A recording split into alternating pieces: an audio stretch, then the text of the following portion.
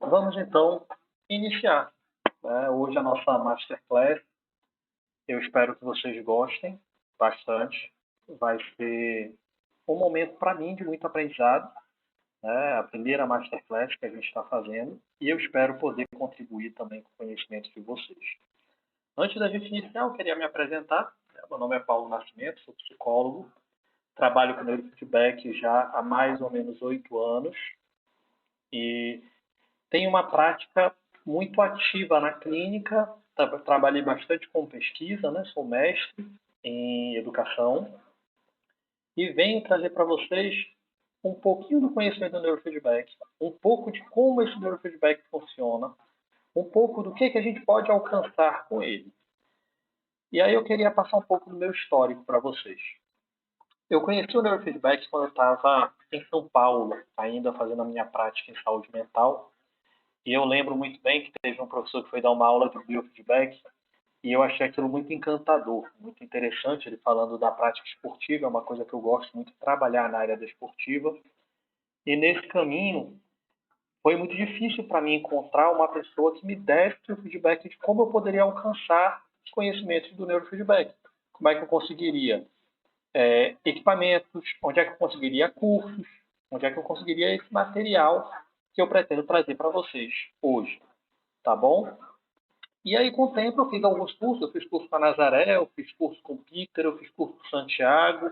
Né? Mais recentemente, a nossa empresa, que é a Bioneuro, ela trouxe alguns grandes nomes do neurofeedback, Jay Guckleman, Rubem Pérez Elvira, numa palestra muito bacana, num evento muito bacana internacional que a gente realizou.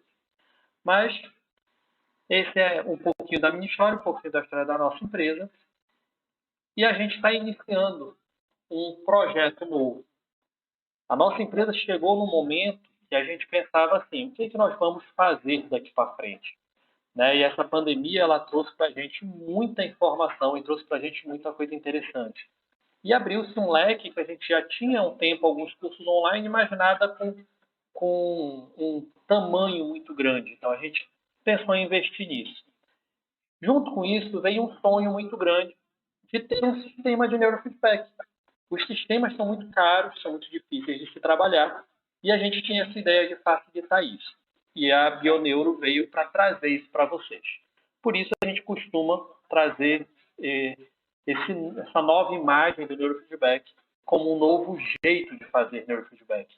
Não é que seja diferente dos outros, é porque é o nosso jeito, é com a nossa cara, é tentando simplificar o processo, mas trazendo o máximo de conhecimento, trazendo o máximo de ciência acoplada.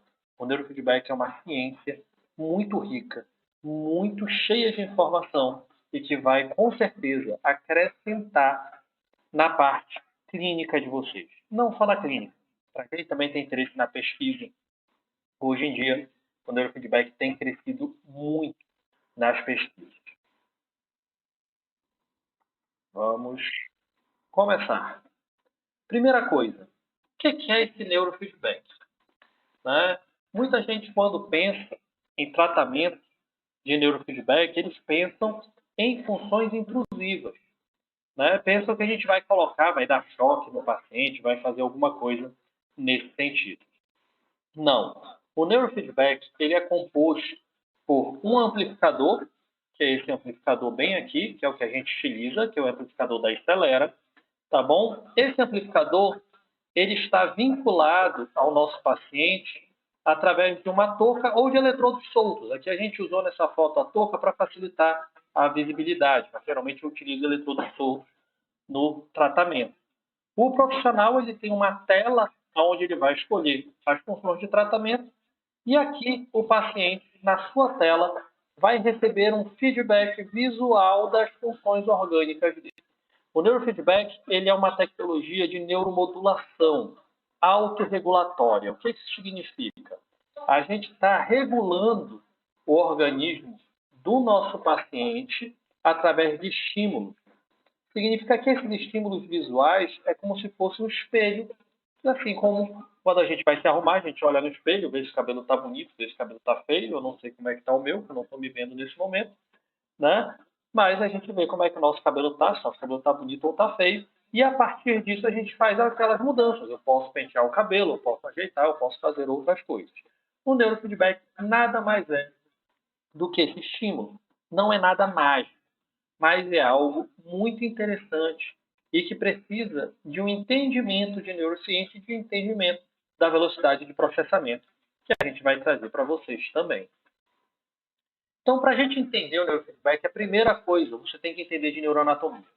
Tá? A gente vai trazer uma ideia básica da neuroanatomia. Eu não tenho como aprofundar aqui todas as funções que vocês precisam trabalhar com a neuroanatomia.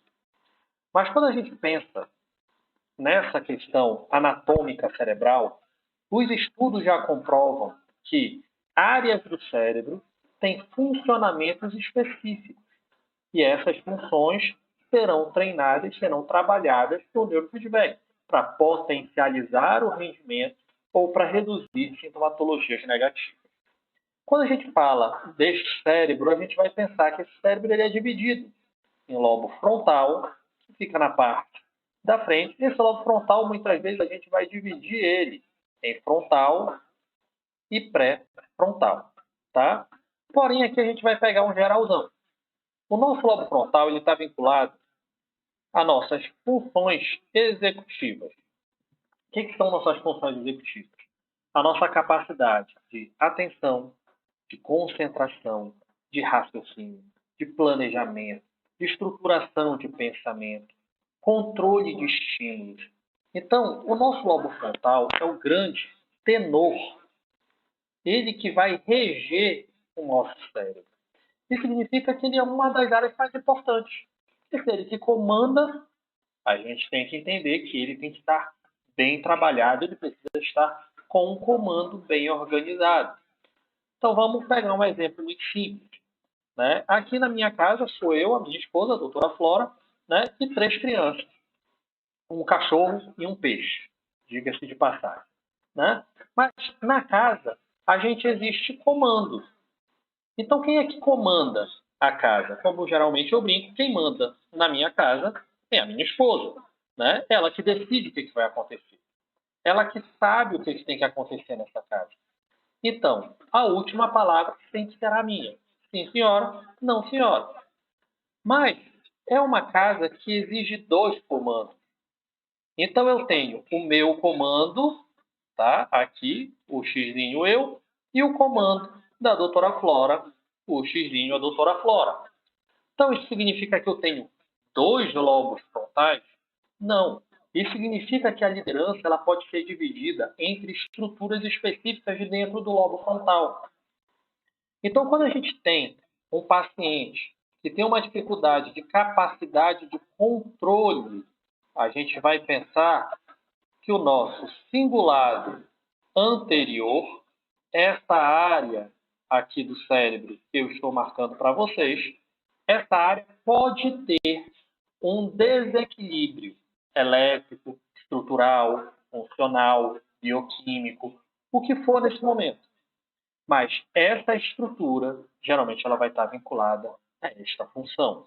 E aí, para quem trabalha com crianças especiais, você já começa a delinear um pensamento, você já começa a entender que pacientes que apresentam um transtorno, né, de atenção, o famoso TDAH, transtorno de déficit de atenção, provavelmente ele vai ter um prejuízo nessa área do cérebro.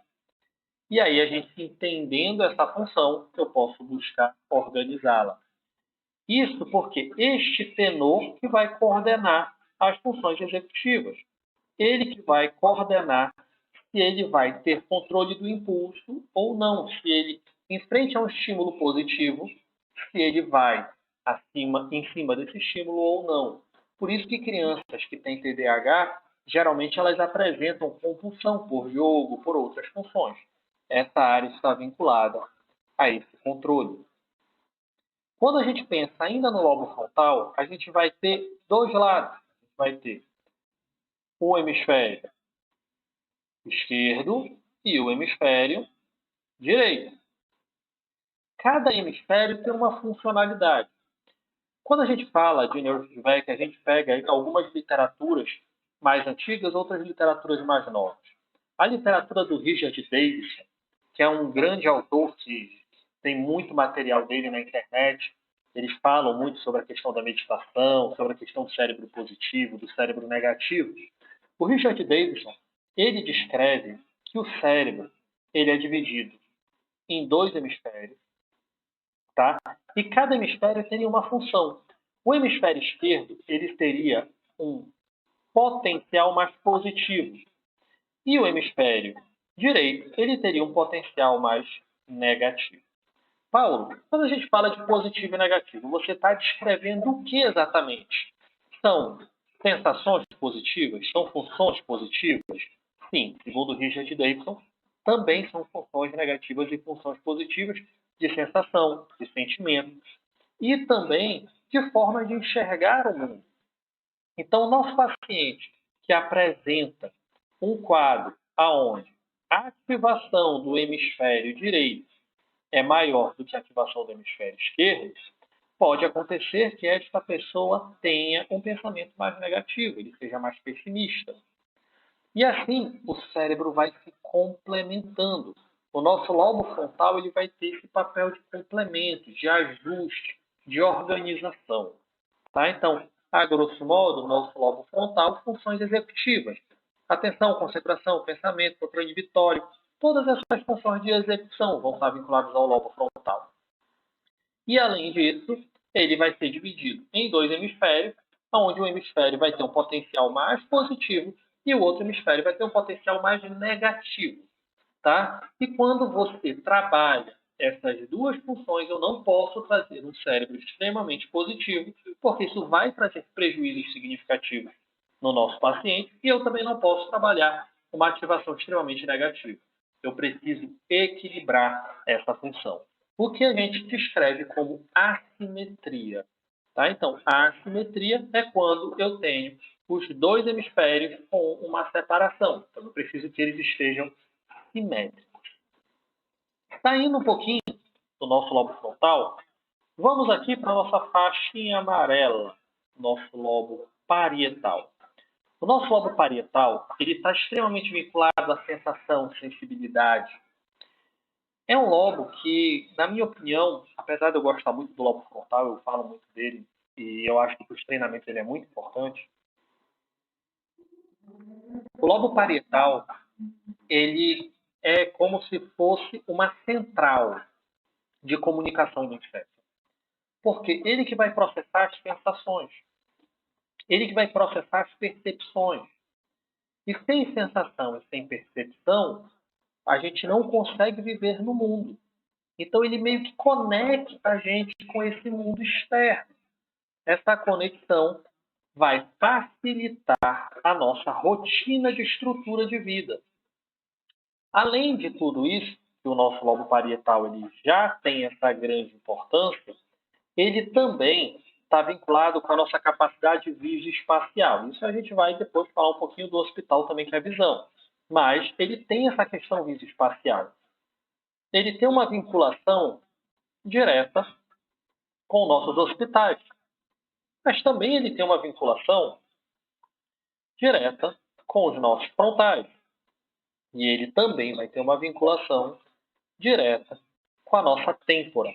Então, ele vai receber as informações, muitas vezes ele vai entender essas informações e vai enviar ou vai trabalhar com áreas específicas, com áreas de grande importância. Hoje eu estava lendo um artigo científico, inclusive eu posso depois ver para enviar no grupo para vocês, e ele estava falando sobre a ativação do lobo frontal e a ativação dos lobos parietais em atividades de função cognitiva. Porque os parietais eles estão vinculados à cognição. Num curso muito bacana que eu fiz há um tempo atrás com o Dr. Santiago, ele descreve que o nosso hemisfério esquerdo, parietal, ele está vinculado à nossa capacidade matemática. Então, pacientes que têm descalculia geralmente vão ter um desequilíbrio dessa região do encéfalo.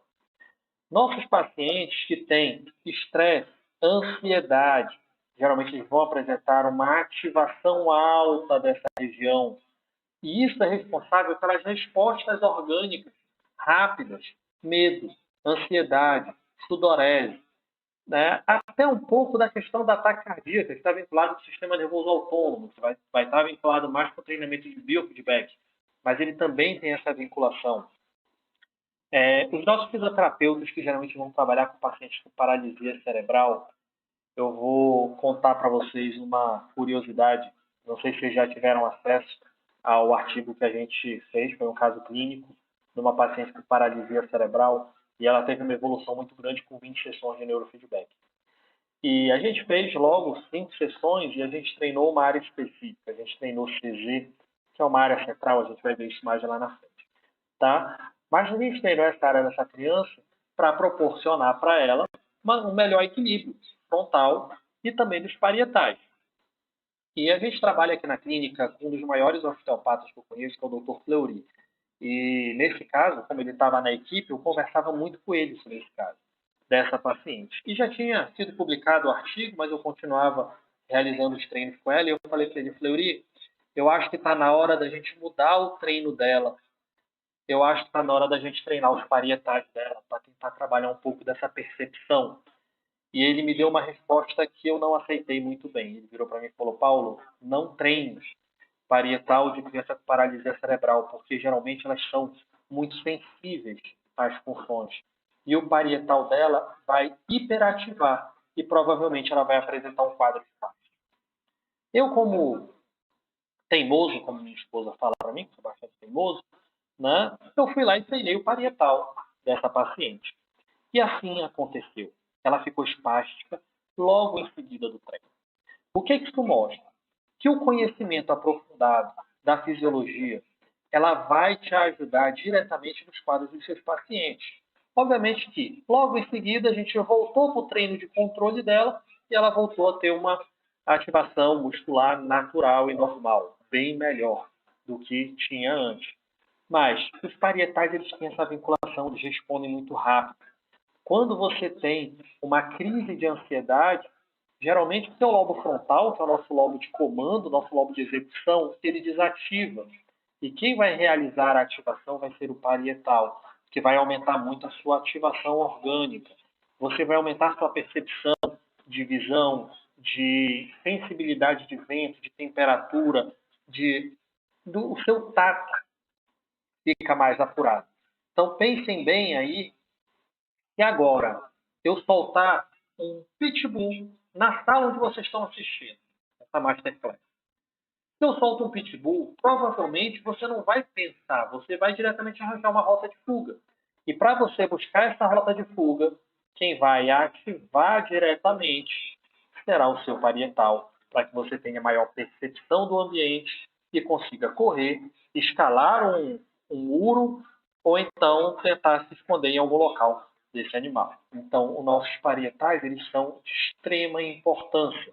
São áreas que a gente vai realizar muitos treinamentos, principalmente na área de reabilitação, quando a gente pensa em pacientes que têm um prejuízo motor, né, paralisia cerebral, ataxia cerebelar, a gente não vai mexer diretamente no parietal, mas vocês vão ver que a gente vai trabalhar nessa área aqui que os fisioterapeutas provavelmente já sabem que a gente vai falar, né, do nosso córtex motor.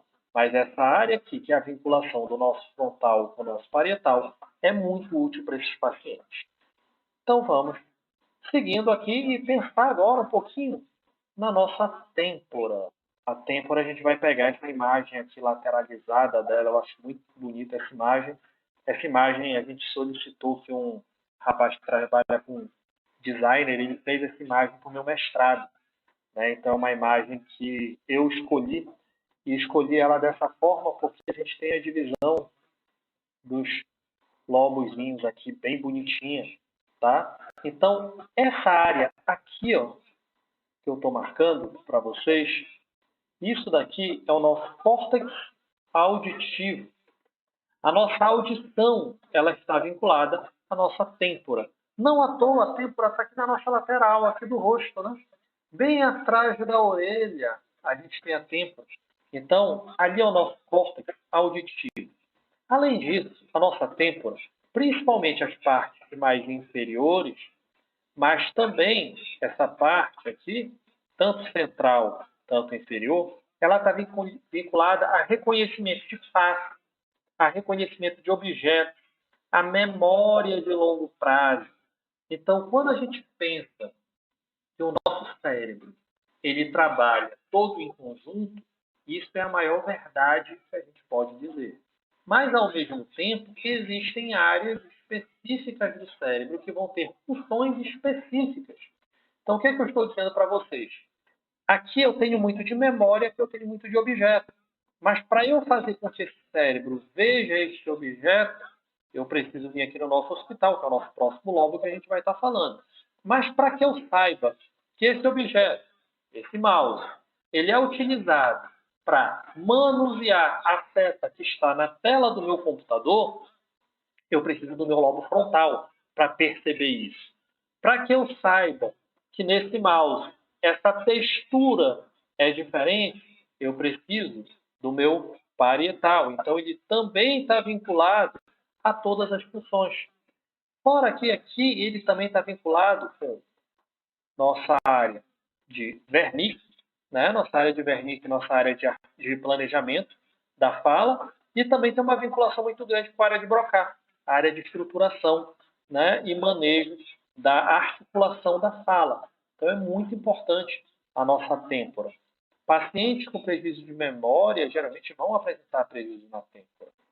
Uma coisa muito interessante, a gente está eu não sei dizer se a gente está numa fase final, mas eu espero que a gente esteja numa fase final de pandemia. E eu tenho recebido muitos pacientes com Covid. E o Covid ele é uma patologia inflamatória, como todo mundo já sabe, isso já está mais do que batido, né? Mas ele causa algumas lesões, algumas microlesões encefálicas. Como geralmente o nosso cérebro ele vai receber esse vírus muito rápido, porque a gente tem aqui, né, aonde a gente vai receber as funções do cheiro, né, nossas percepções de cheiro. Então aqui geralmente vai entrar o vírus e ele vai ter uma vinculação direta na têmpora. E a gente tem percebido que os pacientes com COVID, eles têm prejuízo de memória significativa, principalmente da memória verbal. Eles relatam que eles sabem o que eles querem falar, mas eles não conseguem falar, porque a nossa têmpora tem a área de Broca e tem a nossa área de Wernicke, que vai estar vinculado com essas estruturas e muitas vezes existem lesões nessa área devido ao COVID. Então, isso é bem interessante. Eu estou atendendo uma paciente, já está já no processo final dela de atendimento. Ela teve o que a gente chama de parosmia, né? Ela teve prejuízo na sensação de cheiro e sabor pelo Covid, né? O que a gente observa que são áreas mais internas do cérebro, tá? Principalmente o cingulado anterior aqui, órbito frontal. E a gente consegue trabalhar essas áreas mais internas. Hoje, inclusive, eu fiz um atendimento dela e ela relatou que ela já voltou a comer carne, está sentindo sabores de carne, já voltou a tomar refrigerante. Ela não ainda consegue tomar um refrigerante específico, mas outros ela já está tomando sentindo o sabor de forma adequada. Alguns alimentos estão com sabor muito apurado e outros alimentos estão com sabor menos apurado. Mas isso já vem trazendo uma correção nessa função. E isso está muito vinculado ao padrão de memória dos sabores. Então a gente trabalhou muito essa função nessa paciente também. Eu já vou trazendo os exemplos para vocês entenderem o que é o neurofeedback e as áreas que a gente consegue trabalhar. E aí a gente vem para o nosso hospital. Nosso hospital ele vai trabalhar com a percepção visual.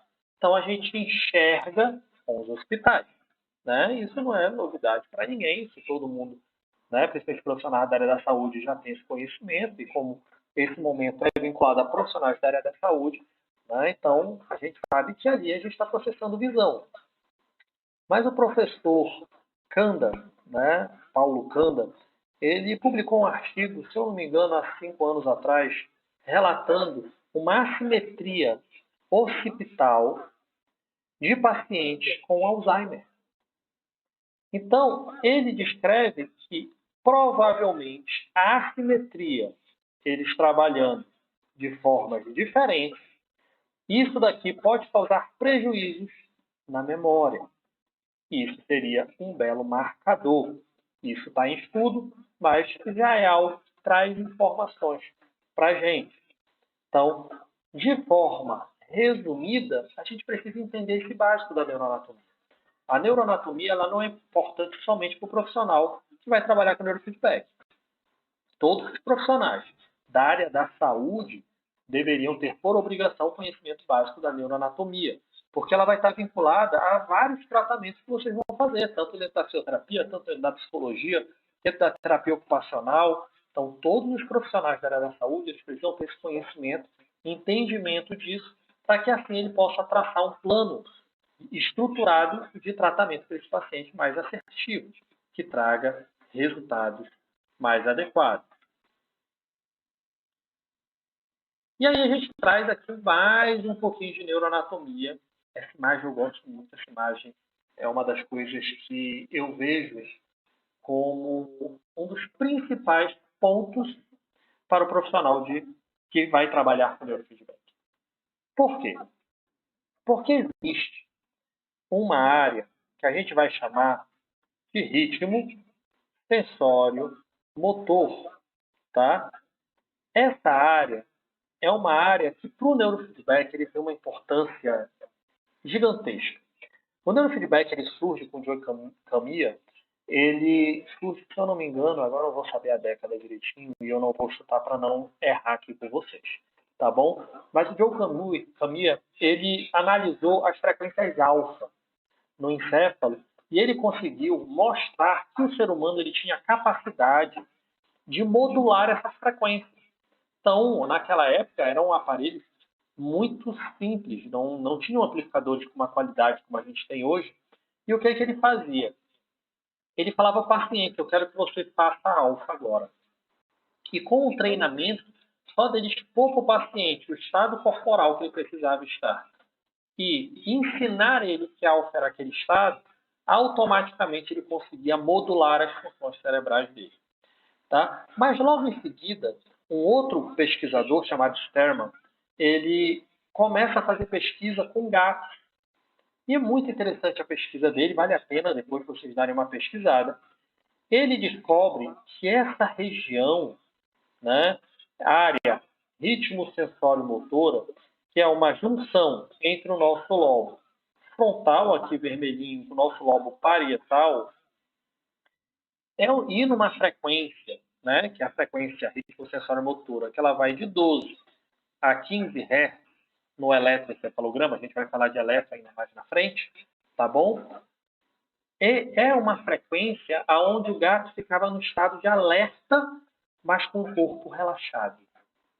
Um estado de tranquilidade corporal, mas uma atenção funcional muito ativada, muito rica. E ele começou a treinar isso nos gatos. E os resultados, aí tem uma história muito legal, né? Que ele trabalhou na NASA com algumas questões de combustível que causavam epilepsia em animais, em seres humanos que se aproximavam desse combustível, mas essa parte a gente pula, fica para outro momento, né? Ele descobriu que o treinamento dessa área SMR, do ritmo sensório motor, melhorava a atenção, concentração e reduzia os quadros epiléticos de pacientes. Então, muito interessante que o neurofeedback ele surge dentro do TDAH e da epilepsia. Então, a gente já começa a entender que essa área aqui vai ser muito importante, porque ela vai trabalhar tanto a agitação psicomotora, atenção, concentração, foco, relaxamento corporal, sono, qualidade de sono, memória de longo prazo. Então, a gente sabe que anos depois, alguns pesquisadores eles começaram a trabalhar somente essa área, com neurofeedback, com resultados muito satisfatórios. Hoje em dia, com a tecnologia, a gente tem a possibilidade de trabalhar qualquer área do cérebro sem nenhum problema. E aqui eu marco para vocês essa junção, aonde eu tenho parietal, aonde eu tenho frontal e aonde eu tenho têmpora. Aqui é uma interseção entre todas essas funções. A gente também acredita que aqui a gente pega uma ressonância da amígdala, tá? Mas além da ressonância da amígdala, eu estou pegando percepção, eu estou pegando reconhecimento de movimento e eu estou pegando audição, eu estou pegando praticamente várias funções perceptivas do ser humano. Quando essa área está muito ativada, significa que eu estou recebendo muita percepção externa, auditiva, tátil, de sensibilidade, e estou planejando muito isso. Né? Um artigo do professor Valdenilson Ribas, de Recife, excelente profissional, ele relata que a ativação das têmporas é vinculada a um quadro de ansiedade patológica. Então é bem interessante isso. E o tratamento com neurofeedback dessa região reduz as sintomatologias da ansiedade. Então vamos pensando nos pacientes que a gente pode atender. A gente já falou de TDAH, a gente já falou de epilepsia, a gente já falou de paralisia cerebral, a gente já falou de ataxia cerebelar. Eu não lembro, mas acho que a gente falou de Covid, AVC e agora a gente está falando de ansiedade. Então a gente está vendo que é uma técnica que pode trabalhar muitas funções. Porém, para você ter o conhecimento e a base para trabalhar essas funções, você não vai aprender isso de um dia para o outro. Ninguém aprende uma função de um dia para o outro, mas com o tempo, né, e com o aprendizado devido, buscando pessoas adequadas para trabalhar, você vai conseguir fazer uma avaliação, fazer um processamento e treinar esse paciente. A gente chama de treinamento, porque o paciente é muito ativo na função. E treinar o cérebro desse paciente, e esse paciente vai conseguir alterar algumas funções fisiológicas de forma significativa e os resultados comportamentais dele são muito satisfatórios. Vamos em frente. Aqui o nosso homúnculo, o homúnculo de Peterfield, né, que a fisioterapia adora, né, e a gente pega aquele corte onde a gente tem a nossa área ritmo, sensório, motora, que ela vai mostrar como o nosso cérebro entende o nosso corpo. Então, o nosso cérebro ele entende o nosso corpo com uma percepção muito grande. Uma das coisas que geralmente, quando a gente está em aula, eu peço para as pessoas tirarem um pedacinho de papel, aquele papel aqui do lado, você tira um pedaço bem pequenininho de papel, eu não sei se dá para vocês verem, mas acredito que dê. Você vai fazer uma bolinha desse papel e sintam a percepção desse papel na ponta dos dedos. Você tem a percepção perfeita dele. Você sabe aonde está a ponta, aonde não está a ponta. Agora peguem esse papel e passem na barriga de vocês. Tá? Vocês vão perceber que a percepção é da mão na barriga, não do papel mais. Porque o nosso cérebro ele vai perceber muito mais a mão do que a barriga. Então, isso é importante entender porque, como já foi mapeado essa função, e ela foi mapeada com cirurgia e eletroencefalograma, eles abriram a cabeça do paciente, ia fazer uma operação, né, de quadro epilético, tá? E eles testaram os eletrodos e foram descobrindo que cada área pinçada era vinculada a uma parte do corpo e essa parte do corpo ela tinha uma percepção maior ou menor. Isso é muito importante. Pacientes que apresentam um prejuízo motor de membros inferiores, a gente vai trabalhar a parte mais superior da cabeça, membros superiores, a gente vai descendo um pouquinho, articulação de face, língua, né? Deglutição, a gente vai trabalhar bem próximo aqui da têmpora. Então aqui você consegue mapear, estruturar essa função e treinar de forma bem assertiva o seu paciente. E aqui para a gente falar outro detalhe que é extremamente importante. Isso depois que eu descobri esse artigo, eu fiquei encantado. Quem me apresentou esse artigo foi o professor Santiago Brain, né, que hoje está morando em Singapura, né, e também o professor Jay Buchanan, né, que, na minha opinião, na opinião do professor Santiago, né, que hoje é um dos meus mentores, né? É o maior eletrofisiologista que a gente tem no mundo, grande gênio, né? Ele descreve que a eletrofisiologia do nosso cérebro está vinculada à perfusão. Então, aqui eu tenho as frequências cerebrais, de 0 a 4, 2 a 6, 4 a 8. Essas frequências aqui, tá? Principalmente essas aqui, tá? Elas têm uma ativação sanguínea baixa. Isso daqui é teta e alfa 1. A gente vai falar de teta e alfa 1 ainda. Porém, a perfusão neutral positiva, que a gente vai chamar perfusão neutral positiva. Pensem que a perfusão neutral positiva é o fluxo sanguíneo de forma adequada. Eu não tenho nem muito, nem pouco. Ele está nutrindo o nosso cérebro da melhor forma possível. Ele vai estar enquadrado de 12 a mais ou menos 16 Hz aqui, essa janela. Se vocês estão lembrados, a gente falou ainda agora que o nome dessa frequência é FMR, ou ritmo sensório motor, que geralmente ela vai estar localizada no nosso córtex motor, naquela área que o Sterman treinou os gatos, treinou nossos pacientes com epilepsia, treinou nossos pacientes com TDAH. Então, é uma área que traz uma perfusão neutral positiva. Ondas mais lentas reduzem a perfusão, que são pacientes que vão ter quadro de desatenção, perdas de foco e etc. Tá bom? Pacientes com frequências mais rápidas vão apresentar maior fluxo sanguíneo, maior perfusão sanguínea, estão vinculados a estresse, ansiedade, etc. Tá bom? Mas, Paulo, olha aqui que interessante, cara. Quando eu olho as frequências mais lentas, principalmente delta, elas têm uma alta perfusão sanguínea. Sim, delta é uma frequência de alta perfusão sanguínea, porque ela tem grande ativação, principalmente no período do sono. Tá? O valor metabólico dela acaba sendo grande, porque ela vai ter outras funções metabólicas de organização cerebral, de organização de fluxo de sono, que a gente não vai falar nesse momento. Mas isso é muito interessante, tá? Tá vinculado tanto à limpeza encefálica de funções de beta-amiloide, né? Que as funções de beta-amiloide vão ser prováveis geradores de demências, Alzheimer, principalmente. Então, já existem estudos vinculados a isso. É uma área de pesquisa muito ampla e muito interessante. Tá? Então, aqui a gente vai conversar provavelmente no outro momento. Vocês vão estar com a gente em outros momentos e vocês vão poder entender um pouquinho mais disso.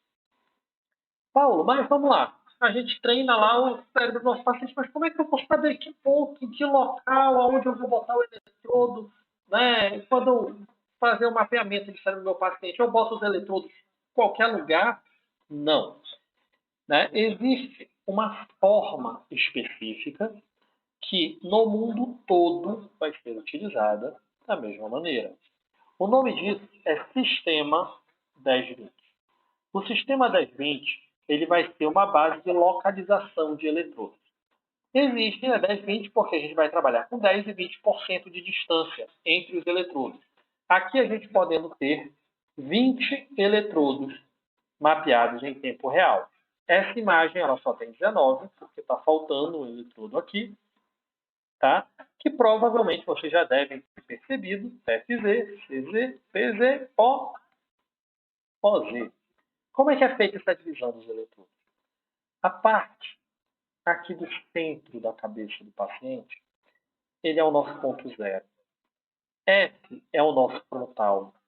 C é o nosso central, é o nosso córtex motor lá que a gente viu. P, o nosso parietal. O, o nosso occipital. Então a gente vai ter a divisão, a primeira letra vai marcar para a gente a função do lobo frontal, central, parietal, occipital, T, temporal. ok? FP, fronto polar.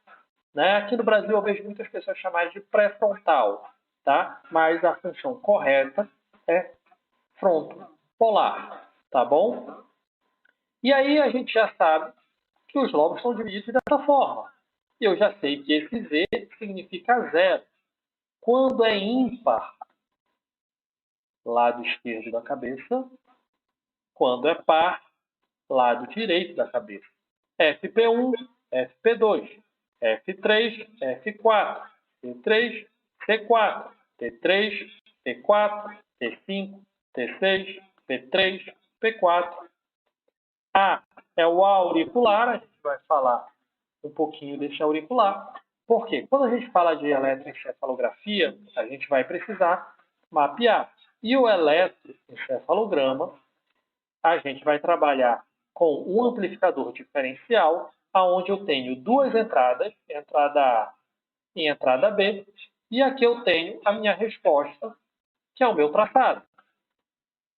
Tá? Que a gente vai ainda ver, a gente ainda vai ver ainda o nosso traçado. Tá bom? Então, para eu ver esse ponto B geralmente vai ser o meu A1, meu auricular 1. E o meu A vai ser um ponto da cabeça que eu quero saber. Aqui eu vou ter uma subtração A menos B igual a X, e aí eu tenho o valor desse ponto. Essa função a gente vai estudar em outro momento, porque isso daqui geralmente eu vou levar uma aula para a gente trabalhar essa função. Mas é importante que vocês entendam que a gente está trabalhando com um amplificador diferencial, e é importante que vocês entendam que essas áreas do cérebro, em qualquer lugar do mundo, você aprendendo o sistema das mentes, você vai conseguir trabalhar sem problema nenhum. Então vamos falar das frequências. A gente vai falar aqui das frequências básicas, tá? O que é frequência? Vamos pensar que esse quadrado que eu vou colocar aqui em cima, ele tem um tempo de 1 segundo. O eletroencefalograma ele vai ser marcado por 1 segundo. O que é a frequência? É quantos disparos, quantas vezes um grupo de neurônios disparam dentro de 1 segundo. Então, se eu tenho aqui, vou pegar uma coisinha aqui diferente para ficar bonito, vou pegar um verde, tá? Não, vou pegar o amarelo que vai combinar com a cor aqui de baixo. Vamos fazer um delta, tá? Eu tenho 1, 2, 3 e meio. Eu tenho 1 disparo, 2 disparos, 3 disparos. Aqui eu não vou contar, mas poderia ser o quarto disparo. Vamos botar aqui. Disparo 4. De 0 a 4 Hz, eu estou disparando a frequência delta. Ok? Eu vou pegar aqui o nosso rosinha, tá? E vamos ver o nosso teta. Eu tenho 1, 2, 3, 4, 5, 6, 7 disparos, tá? Então eu tenho 1, 2, 3, 4, 5, 6. 7 disparos em 1 segundo. Eu tenho teta, ok? Alfa de 7 a 14 disparos, beta de 14 a 21 disparos. Paulo, eu escutei falar de uma frequência gama. Gama vai. Aí a gente vai depender muito da literatura. Esse daqui eu coloquei porque ele é mais simples. Mas geralmente a gente vai fazer delta de 0 a 4, teta de 4 a 8, alfa de 8 a 12, beta de 13 a 21, uma faixa de beta, de 21 a 30, outra faixa de beta, e de 30 para frente, gama. Tá? Mas, para simplificar, vamos trabalhar nesse aqui, e no outro momento a gente vai ver essas frequências mais detalhadas. Então, o que é a nossa frequência quando fala do elétron? É o número de disparos de um grupo de neurônios. É um grupo de neurônios que estão disparando juntos. Tá? Por isso que quando vocês olham o eletroencefalograma, vocês enxergam isso aqui, esses traçados. Tá? O que é importante também entender? que quando a gente vai fazer uma análise do EEG, eu vou poder pegar cabeças muito bonitas, inclusive em 3D, que vão deixar assim, vocês encantados de ver aquela qualidade e a beleza que a gente consegue ter. Porém, é muito importante que o profissional ele reconheça o que a gente chama de grafo-elemento, tá? Que é o desenho que esse traçado vai ter. Existe um desenho específico de delta, existe um desenho específico de θ, existe um desenho específico de alfa e existe um desenho específico de beta. Para a gente pegar de uma forma muito simplificada isso, vamos lá. Delta, mais boleado. Θ, ele é mais quadrado, tá? Alfa, ele é uma ponta boleada. Beta é de ponta, tá bom? Então você vai perceber isso. E dentro de uma frequência, quando você olha aqui, vamos pegar esse exemplo aqui, ó, de alfa. Eu tenho alfa, aqui eu tenho alfa, mas bem aqui eu tenho um beta no meio. Por quê? Quando a gente faz o traçado, eu tenho todas as frequências de um traçado. O que vai aparecer para a gente é o grafo-elemento dominante. E isso é extremamente importante para quando a gente for montar o nosso plano, a nossa estruturação do nosso paciente. Outra informação que também a gente não pode deixar de entender é a amplitude. O que é a amplitude? É a altura do meu traçado. Tá? Essa altura ela está vinculada com o número de neurônios que estão trabalhando juntos. Ok? Então, quanto mais neurônios trabalhando juntos, maior a altura do meu traçado. Ok, gente? Então, vamos lá. Frequência, número de disparo, amplitude, altura do meu traçado. Ok? Bem tranquilo. Dá para a gente já, provavelmente, depois aqui dessa Masterclass, já começar a trabalhar um pouquinho com o neurofeedback. Né? Pelo menos ter ideias do que a gente precisa. E aí a gente vai, após isso, ter uma imagem espectral. Aquela função que a gente viu do traçado, ele vai se transformar em imagens. O que a gente vai ter aqui? A gente vai ter imagens que vão ser delta, θ, alfa de amarelo, beta de rosa, tá bom? E aqui eu vou saber as amplitudes, só que aqui eu estou vendo uma média da coleta. Geralmente a gente vai coletar 10 minutos de olhos abertos, 10 minutos de olhos fechados. Por que a gente faz isso? Porque, cientificamente, segundo os conselhos de eletrofisiologia e que trabalham com neurofeedback, com o NCA, eles descrevem que o ideal é a gente avaliar no mínimo 5 e o ideal seria 10 minutos de avaliação. Então, hoje eu trabalho com 10 minutos de avaliação olhos abertos e 10 minutos de olhos fechados. Caso necessário, no meu paciente, eu implemento uma tarefa. Fora essas imagens aqui que a gente vai poder interpretar, a gente também tem as imagens das cabeças, onde ele está me mostrando alfa, eu tenho maior amplitude da parte posterior, tá? Que é o esperado. Paciente com pouco beta 2, pouco beta 1, tá? Pouco teta, esse paciente provavelmente está parado, olhando para uma parede branca. Então, a avaliação é o que a gente espera do nosso paciente. Tá? O que a gente não quer ver é essa quantidade de delta.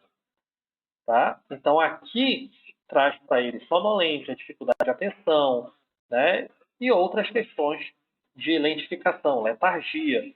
Se fosse, no caso, um cérebro mais vermelho nessa faixa de beta 2, poderia ser uma ansiedade.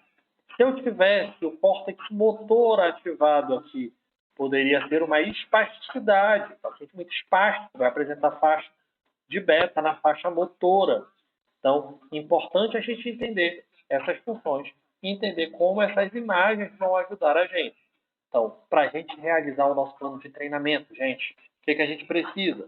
Conhecimento de neuroanatomia, conhecimento de eletrofisiologia, conhecimento dos nossos grafoelementos, conhecimento das imagens espectrais e, além de tudo, conhecimento das bases comportamentais.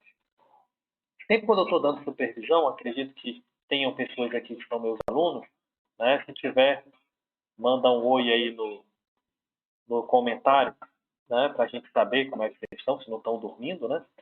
Eu sempre falo de um tripé. E nesse tripé eu tenho neuroanatomia, eu tenho eletrofisiologia, que é essa base que a gente está vendo agora, e eu tenho a base de comportamento. O neurofeedback, a gente vai trabalhar nessas funções principalmente. Por quê? A neuroanatomia e a eletrofisiologia e o comportamento, eles se moldam de acordo com a necessidade. Se o meu comportamento ele está sendo exigido num ambiente muito quente, o meu corpo começa a suar. Só que para o meu corpo suar, existem alterações encefálicas, existem alterações eletroencefálicas. Assim na ansiedade, assim na depressão, assim na espasticidade, assim quando o nosso paciente tem um acidente vascular encefálico, entre outros. Então a gente precisa ter essa base de conhecimento. Aqui a gente tem o Loreto. Então, olha que legal isso aqui. Através de um eletroencefalograma, a gente consegue fazer imagens em 3D do cérebro do nosso paciente. E aí a gente começa a perceber que eu tenho duas frequências aqui. E existe o que a gente chama de razão.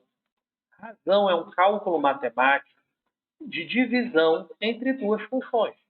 Então, se eu pegar θ e dividir por beta, tá bom? Se eu fizer essa divisão aqui, eu estou fazendo uma divisão que pode ser um marcador de TDAH. Paciente com muito θ e pouco beta é um paciente com TDAH. Né? A gente sabe que muitas vezes pessoas descrevem que não existe um exame que feche o diagnóstico do TDAH. Concordo, não existe um exame que feche o diagnóstico do TDAH. Mas existem exames que te auxiliam na parte diagnóstica do TDAH. Então, hoje, os meus pacientes que precisam fechar um diagnóstico de TDAH, eles passam por 3 funções. A avaliação eletroencefálica, que é o que a gente está vendo aqui. Isso daqui é um paciente com TDAH, excesso de θ no frontal, baixa de beta no frontal. Então, ele vai passar por uma avaliação eletroencefálica, ele vai passar por uma avaliação neuropsicológica e ele vai passar por uma avaliação clínica. A partir da junção dessas 3 informações, a gente fecha ou não o diagnóstico de TDAH do nosso paciente. Só com uma informação eu não fecho o diagnóstico.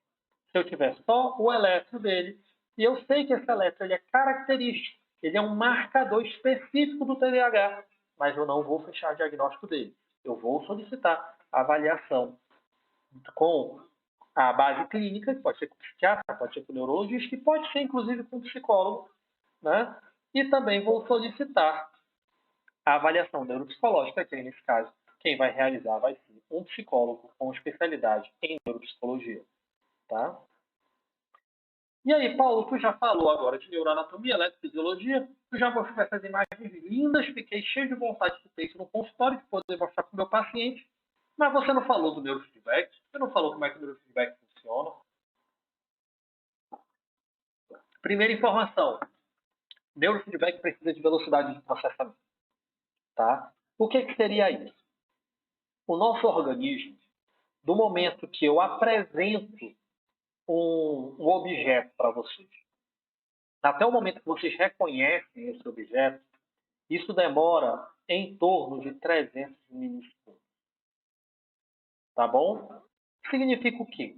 Que tudo que vocês estão escutando eu falar agora aconteceu há 300 milissegundos atrás.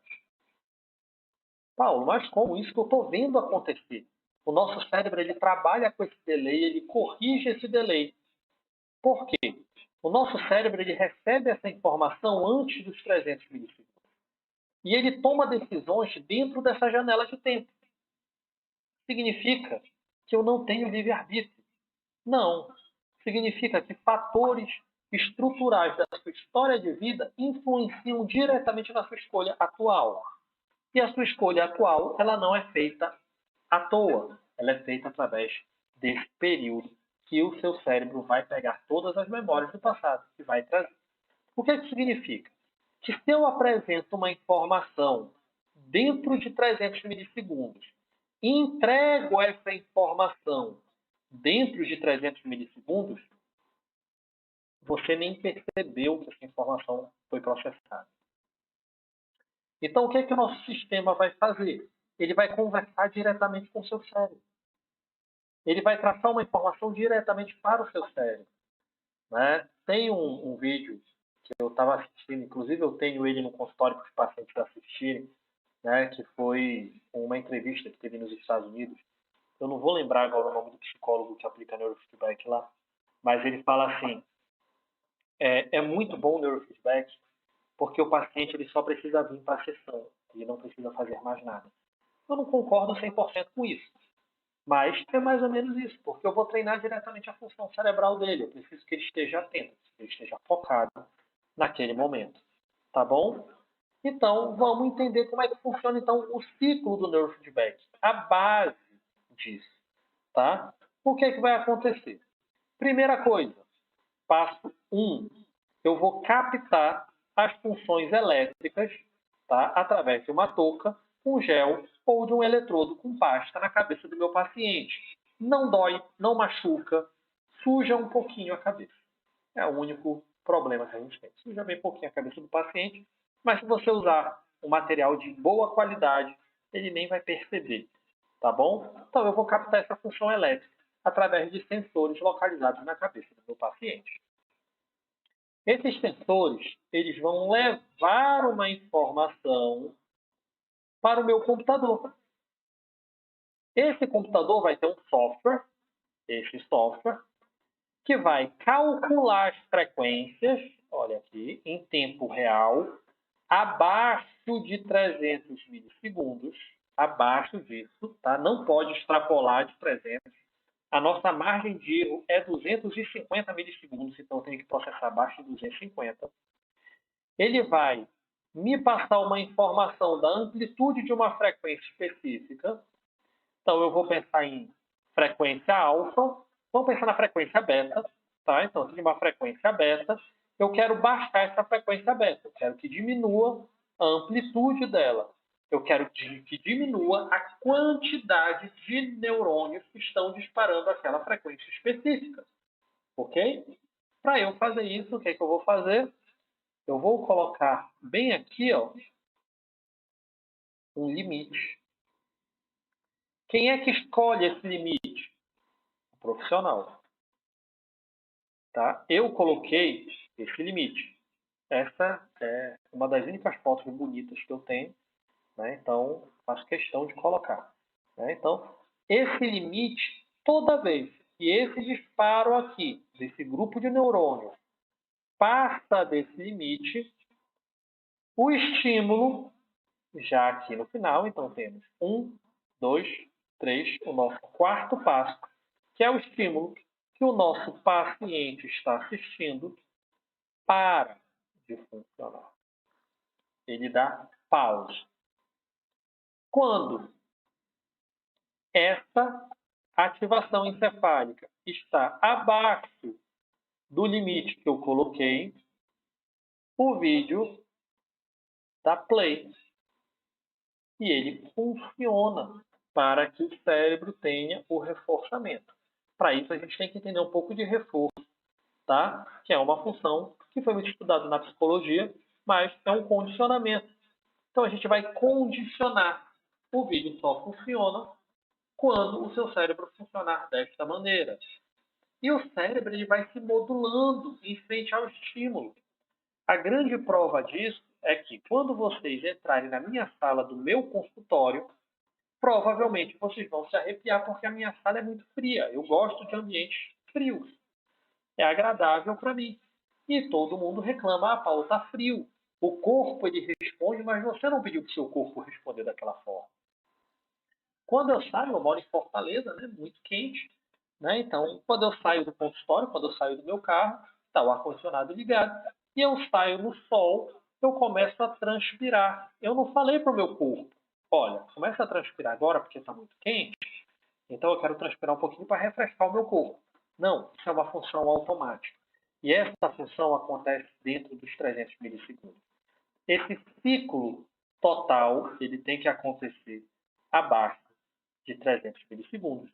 É isso que um sistema de neurofeedback precisa realizar para que o ciclo de treinamento aconteça da forma adequada. Essa é a base do neurofeedback. Existem vários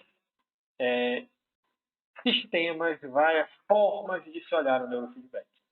Mas isso que eu estou mostrando para vocês é a base do neurofeedback. Se isso aqui não está acontecendo, você não está treinando o neurofeedback. Entendam isso. Se está acima de 300 milissegundos, não é neurofeedback. Tem que estar abaixo. Se você não está oferecendo o feedback, pode ser visual, auditivo, tátil, se você não estiver oferecendo o feedback para o paciente, para o cérebro dele, não é neurofeedback. Tá? Então, é importante entender essa função para que vocês entendam como vai acontecer o trabalho no consultório. E aqui a gente tem as nossas telas. Tá? Então, aqui você pode estar usando um vídeo, que o paciente está assistindo um vídeo, e na minha tela eu estou observando o traçado dele, eu estou observando o espectro dele, e eu fiz duas escolhas de treinamento. Aqui eu estou reforçando, eu estou premiando de 12 a 15 Hz, tá bom? Eu sei pela cor, tá? E aqui eu estou inibindo delta de 1 a 4 Hz. Ok? Então aqui eu estou inibindo delta.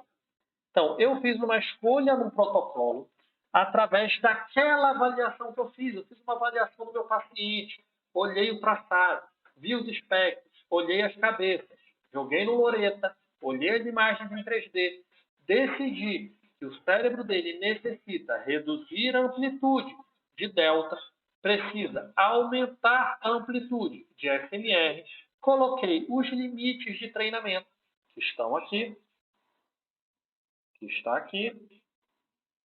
Esse daqui tem que estar acima, esse daqui tem que estar abaixo. Assim está acontecendo, o vídeo do meu paciente tem que estar funcionando. E assim eu vou treinando as alterações funcionais do encéfalo dele. Mas eu não preciso trabalhar somente com o vídeo. Eu também posso trabalhar com o jogo. Então a gente tem alguns jogos, né? Esse daqui é o nosso primeiro jogo a vir no sistema, no nosso sistema no caso, mas outros vão ser trabalhados ainda, estamos desenvolvendo ainda evoluções do sistema, cada dia mais, então não pense que um dia a Bioneuro vai parar de trabalhar, a gente sempre está trabalhando para trazer mais qualidade, trazer mais funções, trazer mais materiais para os nossos alunos, para os nossos clientes, tá? Então aqui, é um treinamento de neurofeedback, aonde, quando eu estou acima, aqui, e quando eu estou abaixo, aqui, a minha navezinha aspira. Vocês estão vendo que tem umas falhazinhas aqui no meio? São os períodos que ele não estavam abaixo e não estava acima. Então, eu posso fazer o treinamento de neurofeedback de forma lúdica. A gente tem aqui algumas formas de treinamento. Eu tenho o nosso estímulo visual e auditivo, que é o vídeo. Nós temos somente a música, nós temos o jogo e nós temos a sombra. O que é a sombra? Eu pego uma tela sombreada e boto em cima da tela do meu cliente. eu trago ela e ele vai poder assistir um YouTube, Netflix, o que ele quiser, e essa tela vai fazer uma oscilação de luz de acordo com o funcionamento cerebral dele, assim como o volume vai aumentar e baixar. Tá bom? Então, são formatos de treinamento de neurofeedback. E aí a gente pensa, mas as aplicações de neurofeedback, aonde eu posso aplicar essa técnica? Você vai poder aplicar em várias patologias. Eu coloquei aqui algumas funções.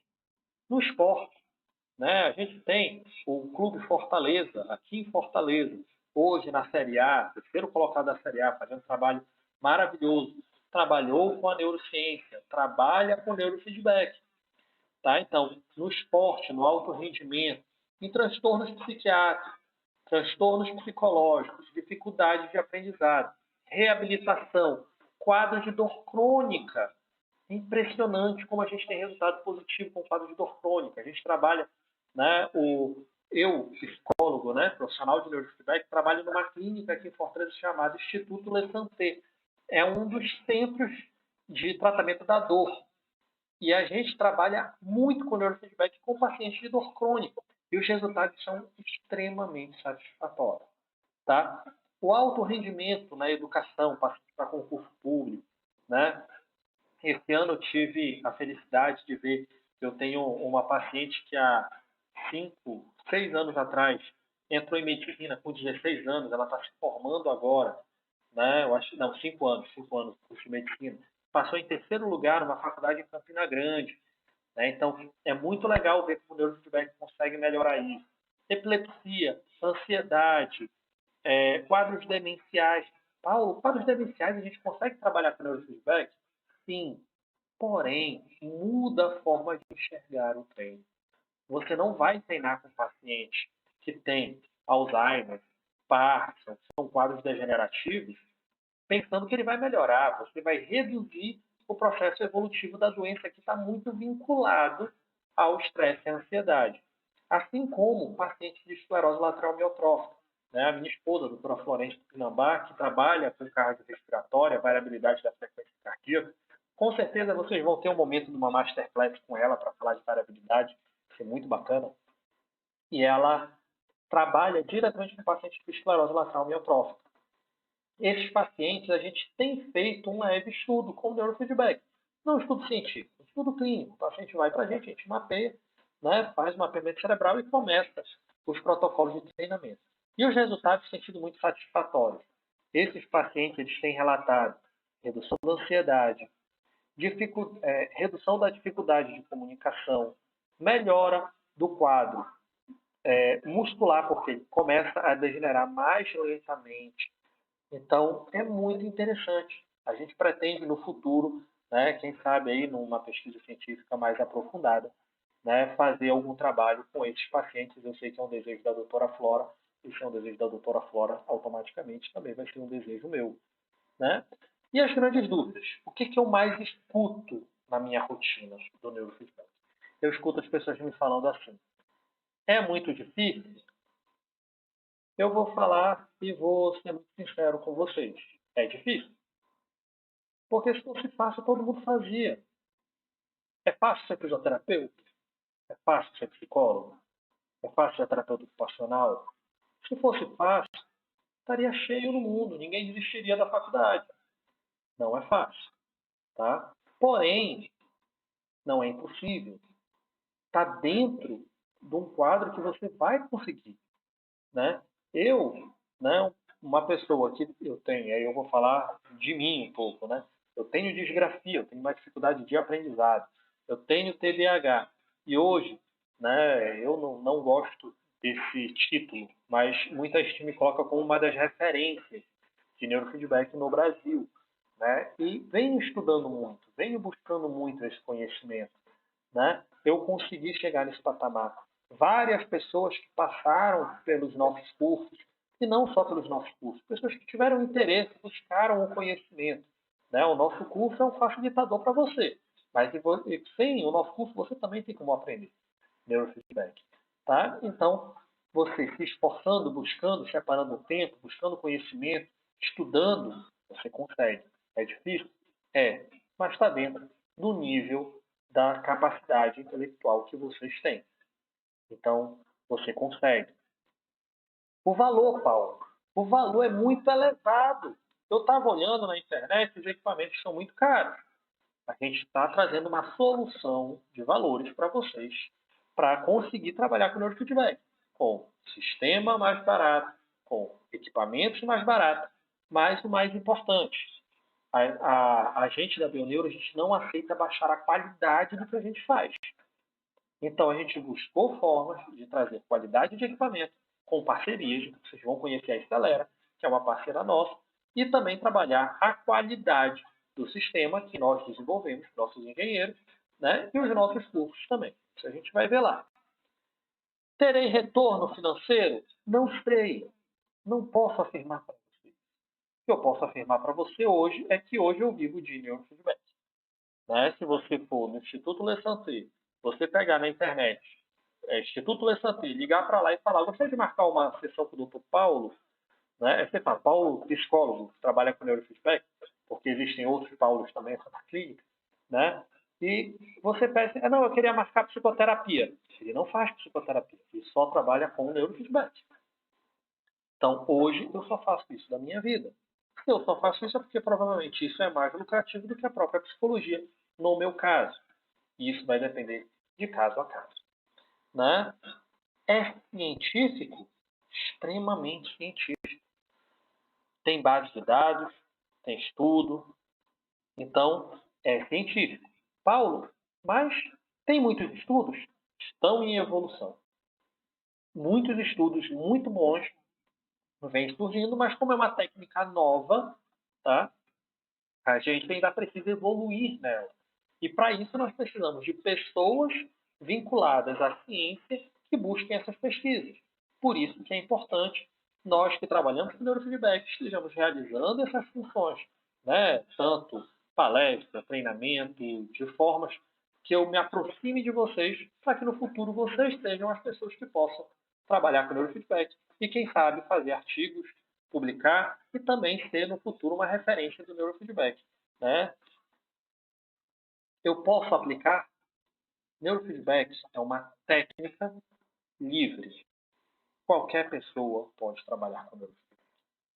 Porém, a minha forma de enxergar o neurofeedback é uma forma vinculada ao profissional da área da saúde. Nada contra profissionais que não são da área da saúde que trabalham com neurofeedback. Porém, o neurofeedback ele vai trabalhar diretamente com uma função orgânica. E, na minha opinião, eu entrego as minhas funções orgânicas para um profissional da área da saúde. Então, os cursos da Bioneuro, elas vão ser vinculadas a profissionais da área da saúde e áreas afins. Então, alguns educadores, psicopedagogos, com certeza poderiam fazer o curso porque eles vão trabalhar com dificuldades de aprendizado. Então, eu posso fazer? Sim. Eu posso fazer na Bioneuro?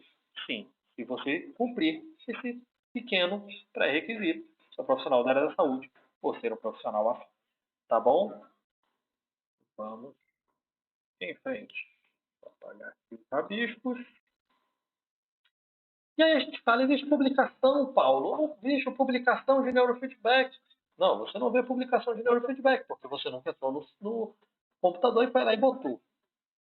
E aí a gente observa que em 1994 tinha uma publicação com neurofeedback. Em 2021, a gente tem mais de 200 publicações. Tá? Se eu colocar o termo neurofeedback.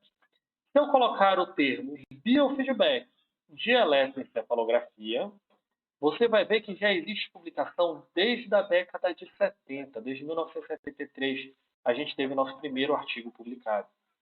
E hoje, essas publicações só estão crescendo. Por quê? Porque é uma área de extremo interesse científico. Porque ela tem um custo que não é tão alto. Ela tem resultados extremamente satisfatórios e ela trata o paciente muitas vezes sem um suporte medicamentoso. Então, isso é uma das coisas que encantam o neurofeedback. Isso é uma das coisas que vem trazendo pessoas a trabalhar e a pesquisar com neurofeedback. Eu fiz uma pesquisa essa semana, antes da Masterclass, porque eu queria ver como é que estavam as questões de neurofeedback. E quando eu vou fazer uma pesquisa, eu não vou olhar só o que está, também vou olhar o que está dizendo mal. Eu encontrei, atualmente, eu fui olhando os artigos mais novos, eu peguei em torno de 20 a 30 artigos de neurofeedback, trabalhando com TDAH, epilepsia, autismo, né, e N outras patologias. Desse montante de em torno de 30 artigos, um artigo estava falando negativamente do neurofeedback. Para mim, isso é muito bacana, isso respalda muito a técnica que eu utilizo. Porque não existe nenhuma técnica no mundo que todo mundo vai concordar. Mas um artigo apenas, né, que teve a preocupação de dizer se a técnica realmente funciona. E na conclusão ele não diz que não funciona, ele fala assim: será que essa técnica realmente funciona ou não? Ele não fecha a função. Então, dentre o que a gente vem vendo, eu sou muito feliz com o neurofeedback e com os resultados. E aí a gente fala dos resultados. Esse caso é muito interessante, porque é um paciente que eu recebi há pouco tempo. Ele fechou 20 sessões, está fazendo acho que 20 dias, não tem nenhum mês. E quando eu avaliei ele, né, a frequência θ, que é uma frequência de dificuldade de atenção, de controle, ela só tinha de um lado do cérebro. E ele tinha dois marcadores aqui que chamam muita atenção, porque aqui é a área de Broca e aqui é a área de Wernicke. Isso daqui gera no teu paciente o que a gente chama de pensamento intrusivo e pensamento ruminante. Paulo, isso é extremamente da psicologia. De jeito nenhum. Todo paciente que sofre uma lesão, ele tem pensamento intrusivo e ruminante. Porque ele vai ficar o tempo todo na cabeça dele pensando, será que eu vou voltar? Será que eu vou voltar a jogar? Né? Falo isso porque há mais ou menos 2 anos atrás, né, inclusive foi quando o casal Thompson estiveram no Brasil, eu tive a felicidade de palestrar com eles. Infelizmente o Michael faleceu, né? Mas essa parte a gente sempre fica muito triste, né? Mas ele já tinha uma certa idade, um profissional do neurofeedback, talvez um dos maiores que a gente teve no mundo, né? E eu lembro que eu cheguei de viagem, eu fui em Goiânia dar essa aula com eles, voltei para Fortaleza e fui jogar o meu racha no outro dia de manhã cedo. E quebrei o meu pé jogando bola. Né? E aí tem histórias, histórias, histórias. Em outro momento vocês vão conhecer essas histórias também, para a gente se divertir, achar um pouco de graça, que é sempre legal. Mas quando eu operei e eu cheguei na minha casa, né, o pensamento que ficava na minha cabeça é: será que eu vou voltar a ter o movimento do meu pé como era antes? Será que um dia eu vou poder voltar a jogar bola? Será que eu vou jogar bola com meus filhos? Eu tenho um filho de 1 ano, um de 7 e uma filha de 6. Um filho de 8, tá? De 8, de 6 a menina e de 1 ano o menorzinho. Então, isso são pensamentos intrusivos e ruminantes, que a pessoa numa lesão vai ter. O paciente com dor crônica tem. O paciente com TDAH tem. Nesse caso, é um paciente com transtorno de ansiedade. E ele tinha. E esses pensamentos, ele veio para o consultório realmente por causa desses pensamentos. Ele dizia que ele não conseguia trabalhar. E depois de 20 sessões, olha a alteração que a gente teve no encéfalo desse paciente. As frequências θ, elas foram se localizar na parte posterior da cabeça, que é onde a gente espera que elas estejam. Ah, Paulo, ele ainda tem um pouquinho aqui, ele ainda tem um pouquinho no frontal. Sim, é normal que a pessoa tenha θ no cérebro todo. O que não é normal é eu ter só em pontos específicos. Ela é uma frequência muito mais difusa. Então, difusa ela vai para o cérebro inteiro, mais localizada no que a gente chama de gradiente posterior. Isso a gente vê já no outro momento. Mas o gradiente posterior ele é muito mais recheado de θ e de alfa. São as duas frequências que vão estar com maior amplitude nos gradientes posteriores. Nos gradientes anteriores, geralmente a gente vai ter mais beta, tá bom? E aqui a gente só está vendo teta. Então a gente vê que é uma técnica que, além de trazer os resultados funcionais de comportamento, que ele mudou a base de comportamento, ele começou a diminuir esse fluxo de pensamento dele, mas também a gente teve uma alteração funcional no cérebro. Como é legal depois eu poder mostrar para o meu paciente. Olha aqui como é que você estava, lembra? Olha aqui como é que você está hoje. Que legal. Né? E ele falar, pô, isso é muito bacana. E o que é bacana é porque eu estou vendo isso na minha vida. É a fala do meu paciente quando eu mostrei essa imagem para ele. Vamos mais em frente. Então, agora, como todo mundo já sabe, hoje eu falei com um paciente, meu último paciente, antes de eu vir para cá, eu falei para ele, não, eu já vou embora, que geralmente ele sabe que eu tenho paciente depois dele, eu falei, não, eu já vou embora agora porque eu tenho que fazer uma apresentação da Masterclass. Aí ele falou, tu vai vender alguma coisa, né? Aí eu falei, a gente vive de alguma coisa, né? Não dá para viver de consultadas. Mas, com certeza, a gente faz um momento desse com vocês, a gente mostra o que a gente tem, né? Mas a gente também tem algo que é o nosso trabalho. Mas, independente de qualquer coisa, eu sou péssimo de venda. Olha que eu já dei treinamento para venda. Sou péssimo de venda. Né? Geralmente a mulher das vendas aqui em casa é a minha esposa, a doutora Flora. Né? Mas vamos aqui mostrar para vocês o que a gente tem. E aí eu queria apresentar para vocês o nosso projeto, que foi o nosso sistema. Mais ou menos em 2016, lá atrás, eu tinha uma ideia que os sistemas de neurofeedback era muito complicado você trabalhar com neurofeedback no Brasil. Os equipamentos, todos eles vinham de fora do Brasil. Então tinha a questão do dólar. Se em 2016 o dólar já trazia problemas financeiros para a gente, imagina hoje, o dólar só aumenta. Então o custo era muito alto. E para a gente diminuir o custo, né, dos equipamentos e dos softwares, o que fazia? A gente descia a categoria dos softwares. A gente usava categorias de softwares mais simples, né, que a gente chama de menos amigável, né, eu gosto desse termo que o Dr. Santiago fala, né, são menos amigáveis, dão mais trabalho de mexer, são mais complicados de mexer, porque gasta um tempo muito grande aprendendo a mexer no sistema e acaba não aprendendo tanto no neurofeedback. E a gente tinha equipamentos de qualidade menor, né, que não chegam ao nível que a gente gostaria de trabalhar. Esse era o problema. E aí eu comecei a idealizar um sistema com equipamento nacional. Né? E a partir daí eu comecei a buscar informações, estudar e estudei até programação nesse meio tempo. Né? E fui buscando muitas informações e decidi que eu precisava de 3 coisas.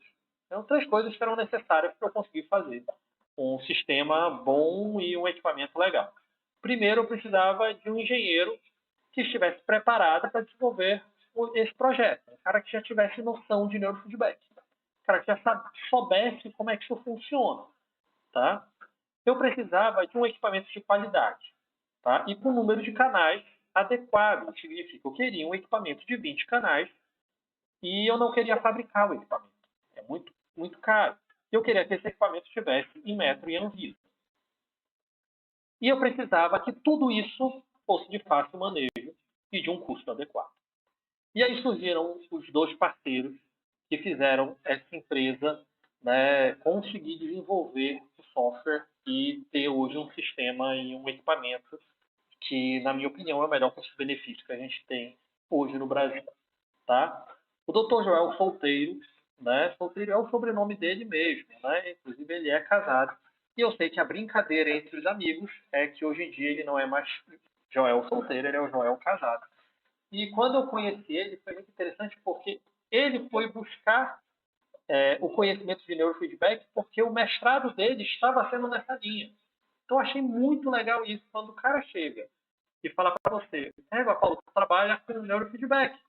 E eu estou pesquisando isso, eu estou precisando da tua ajuda para eu conseguir finalizar o meu mestrado. Hoje ele está finalizando o doutorado.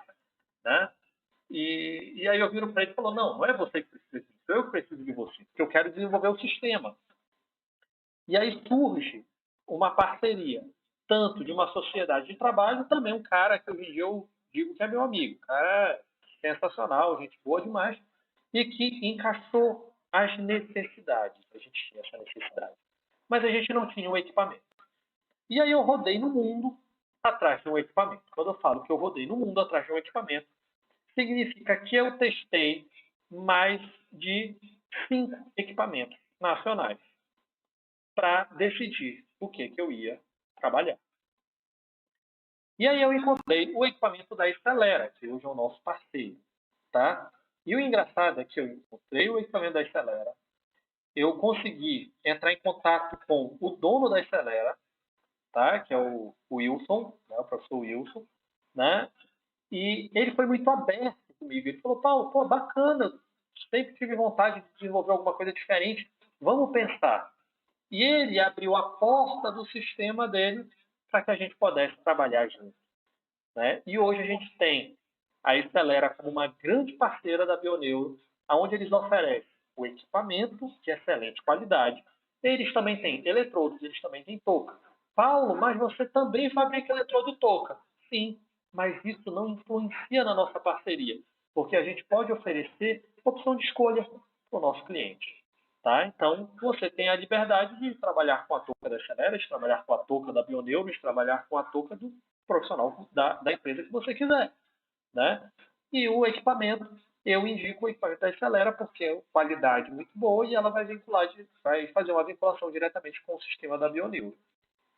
E aí a gente realizou esse projeto e mais ou menos 2 anos e meio de trabalho intenso, a gente saiu do zero, onde a gente não tinha nada de sistema, e desenvolveu um sistema de neurofeedback extremamente amigável, rápido, funcional e agradável de se trabalhar. Vamos usar esse termo. Tá? E ele roda abaixo de 250 milissegundos. Quais são os equipamentos? A gente tem 3 equipamentos na Estelera. A gente tem o Nano, a gente tem o eBlue 52 e o eBlue 64. Tá? O equipamento que eu utilizo hoje é o eBlue 52, porque eu tenho eletrocardiograma e eu também tenho eletromiografia nesse aparelho. Tá? Mas você pode optar por trabalhar com o Nano, que é um aparelho que ele tem a mesma potência, mas ele tem um número menor de canais. Ele só trabalha com EEG, só tem um eletroencefalograma. Todos eles têm 20 canais. Todos eles têm Anvisa em metro, 20 canais. Eles têm o que a gente chama de rede em modo padrão. Ele tem uma redução de artefatos, que melhora muito a qualidade do seu sinal, a precisão e a qualidade da tua avaliação, do teu exame. Tá? Eles estão portáteis. Hoje eles estão com taxa de amostragem de 512, isso vocês vão aprender no outro momento, mas a taxa de amostragem é a qualidade do traçado. O mínimo aceitável, segundo a eletrofisiologia, é uma taxa de amostragem de 200. Quando você tem uma taxa de amostragem de 200, você vai dividir por 2, você vai ter até 100 Hz, tá? Em 1 segundo. Com uma taxa de amostragem de 512, você vai ter praticamente 206 Hz em 1 segundo. Então, melhora a qualidade do seu sinal, melhora a qualidade da sua avaliação, fora que vai ser muito mais aceitável para uma pesquisa e para outras coisas. O suporte da Estelera é 24 horas, eles têm assistência no Brasil. O sistema de avaliação da Estelera é extremamente amigável. A gente exporta um EDF, que é o arquivo que você vai poder abrir em outros sistemas que você quiser. Ele tem um software de traçado, ele tem um software de mapeamento. Vamos ver o que nós temos mais. No sistema da Estelera, você tem a leitura dos 20 canais do traçado e você pode também ter o ECG. Traçado muito puro, muito adequado. Então, quem vai trabalhar com neurofeedback tem que se preocupar com um traçado de excelente qualidade. E a gente foi buscar isso. Esse traçado, eu posso dizer que é um traçado de excelente qualidade. Está certificado não só pela minha exigência, mas também uma exigência internacional de Santiago. Já mandei traçados, né? Já mandei exames para serem avaliados por Jay Googleman, por Santiago, por outros profissionais, tanto nacionais quanto internacionais, sempre com elogios da qualidade do traçado. Você consegue ter as imagens espectrais, onde você tem as amplitudes pela média do traçado. Você consegue ter a simetria, o que poucos sistemas, né, de eletroencefalograma de 20 canais entregam para você, mas esse daqui entrega para você de forma bem legal. Você consegue ver os canais. Então, aqui F7, F8, e você olha o traçado, você vê que ele está bem encaixadinho, é o que a gente espera, tá bom? Ele te entrega uma tabela e você pode exportar essa tabela. Se você quiser fazer cálculos manuais, você consegue exportar essa tabela e fazer esses cálculos manuais sem nenhum problema. E ele te entrega as cabeças também de forma muito bonita, muito agradável, onde você pode apresentar os dados para o seu cliente. E aí a gente tem um sistema da Bioneuro, o Bioneuro Biofeedback, tá bom? A gente vai ter os equipamentos da Acelera, você pode usar qualquer um deles. Você vai ter o traçado, você vai ter o espectral, você vai ter as caixas de comando e os feedbacks. Quais são os diferenciais? Ele vincula com um aparelho excelente nacional, com a Anvisa, a Acelera. Ele é um sistema extremamente amigável, muito simples de mexer, muito fácil de mexer. Qualquer pessoa, vocês vão ver que é muito tranquilo. Você vai ter treinamentos de amplitude de um canal, amplitude de 2 canais, amplitude 4 canais, razão um canal e razão 2 canais. É aquele cálculo que eu mostrei para vocês, ele já faz automaticamente, já entrega para vocês. Alfa Theta é um treino muito bacana, a gente vai aprender no outro momento. Ele é muito rápido, ele é estável, né? A gente fez testes extremos com o sistema, né? Testes de treinamentos de 1 hora, e ele muito estável, sem problema. A gente tem feedback de vídeo, feedback de música, jogo e sombra. Então aqui a gente tem nossa tela principal, onde quando você passa o mouse, você já tem todas as funções, tá bom? Quando você clica, ele já abre o sistema. Aqui no sistema você tem a escolha de canal ativo, você pode escolher um canal ativo, a escolha de canal referência, tá? Você pode usar qualquer canal referência, tá? Eu gosto de trabalhar com média. Você pode marcar o que você quer treinar, aqui, e você pode iniciar o seu treinamento. Aqui ele não vai iniciar, mas ele vai iniciar porque está sem equipamento, então não vai aparecer traçado, não vai aparecer nada. Ele vai habilitar esses 2 botõezinhos aqui para você, e aqui você pode reforçar o treinamento, como você pode inibir o treinamento. E aqui você vai escolher o feedback. Você pode escolher música, vídeo, você pode escolher apenas a Play Music, somente música. Você pode trabalhar com o jogo, talvez o barulho fique alto para vocês. Ou está sem som, né? Eu acho que eu tirei o som para vocês. Tem o joguinho aqui que você consegue jogar, bem divertido esse joguinho. Ele vai ficar tirando direto porque não tem nenhuma função cerebral. Muito legal esse jogo, gostei muito, viciante, tá? A gente vai ter a sombra, tá? A sombra, ela vai abrir uma tela preta e quando eu fixar ela e o treino começar a funcionar, essa tela vai oscilar, vai escurecer e vai clarear de acordo com o funcionamento cerebral do paciente. Aqui embaixo a gente tem um marcador de milissegundos para que você saiba que aquele ciclo do feedback do paciente está rodando abaixo de 250 milissegundos. Tá? Então aí você vai ter razão, alfa, teta, 2 canais, razão e 4 canais. Todas as informações que você precisa vão estar dentro do sistema de forma simples, amigável, com a ideia de facilitar o seu dia a dia de trabalho.